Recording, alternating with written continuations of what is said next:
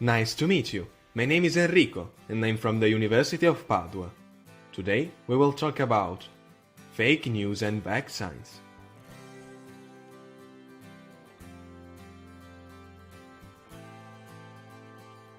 As you know, back signs are widely used today in many different countries to help kids and adults fight against various diseases like mumps and measles. Starting from their discovery more than 100 years ago, vaccines developed over the years, and an interesting discussion started about them with the goal of making vaccines safer and more effective. But what happens if in this discussion there is someone who wants to deceive others just for his own interests? In 1998, a doctor named Andrew Wakefield published the results of his research, in which vaccines were linked to some important negative effects, like autism. This news was huge at the time, and a lot of newspapers and newscasts talked about it. Later on, other scientists discovered that the results were fake and that Wakefield deceived everyone just to make some money. Recently, Wakefield made a video in which he tried to connect again vaccines and autism. Even if people knew Wakefield is a liar, the video seemed pretty convincing to some, even to me. But how is it possible? How can a liar seem trustable? In order to answer these questions, we need first to know how Wakefield's video begins. Then, with the help of social psychology, we will analyze one of the tricks that make Wakefield more convincing in his video. Okay, let's return to Wakefield's video for a moment.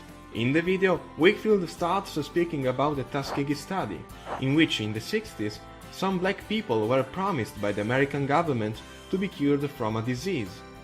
Something that sadly never happened.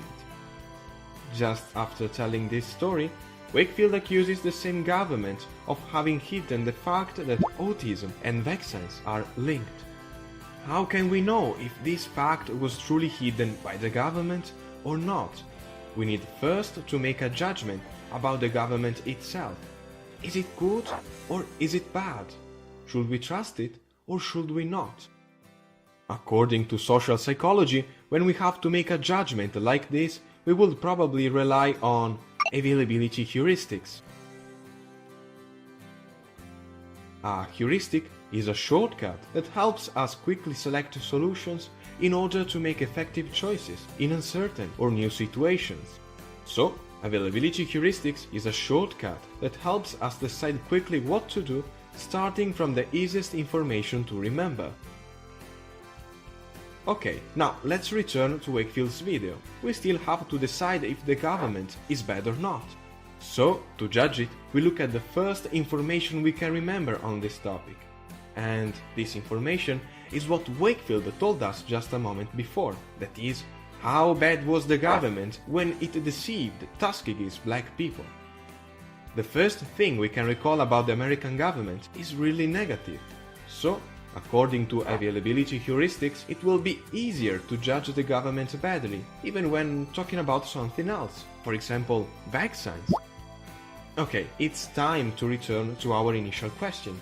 How can a liar seem trustable?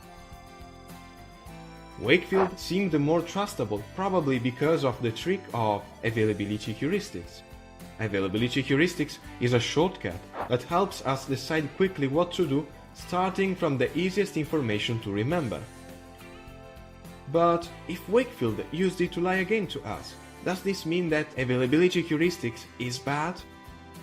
The answer is no. Availability heuristics is really important for our survival and well-being.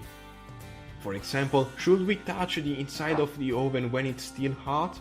Thanks to availability heuristics, we will easily remember how painful it was when we did it last time. So we definitely would not touch it again. Thanks for watching!